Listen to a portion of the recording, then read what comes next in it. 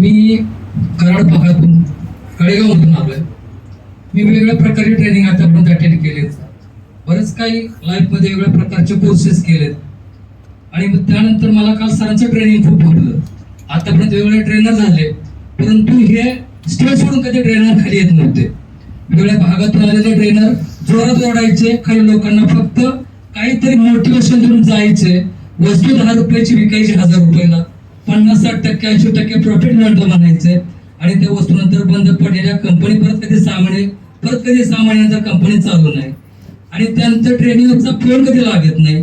आणि त्यानंतर मग अशा सगळ्या गोष्टींमधून मला का त्या सरांचं इतकं भावलं सरांचं की त्यांनी माणसात प्रत्येकाजवळून त्यांनी प्रत्येकाबरोबर बोलले, त्यांच्या समस्या समजून घेतल्या आणि छाती ठोकपणे जे काय आहे ते खरं सांगितलं.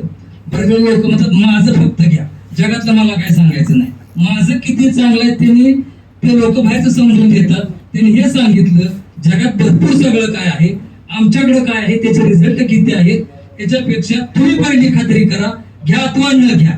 त्यांच्या एवढ्या 100% बोलण्यातून एवढं कळालं की नक्की प्रोडक्ट मध्ये कुठेतरी दम आहे. हे जे बोलणं आहे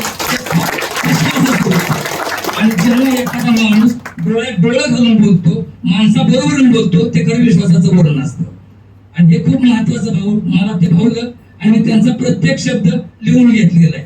कारण मी एका ट्रेनिंगमध्ये कुठेतरी ऐकलं होतं, एका ट्रेनरनं सांगितलं होतं, कोंबडी जशी दाणा टिपते आपल्या स्वतःच्या पोटासाठी, कोंबडी जशी दाणा टिपते आपल्या स्वतःच्या पोटासाठी, सिनियरच्या तोंडातून प्रत्येक शब्द लिहून घ्या तुमच्या पोटासाठी. खूप महत्वाच्या गोष्टी त्यांच्या तोंडातून मला बाहेर पडल्या की जे त्यांनी त्यांचे प्रोडक्ट नाही सांगितलं, त्यांचं तरी सांगितलं, परंतु जगातल्या अत्यंत महत्वाच्या गोष्टी सांगितल्या.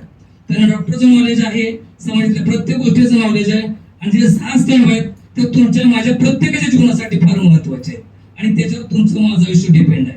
ते जर आम्ही सांभाळलं, आमच्या कुटुंबात आम्ही आपल्या कुटुंबाला वेळ द्यायला पाहिजे.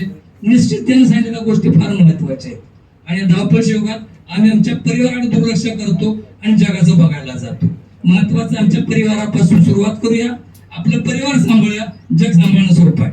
चांगली गोष्ट.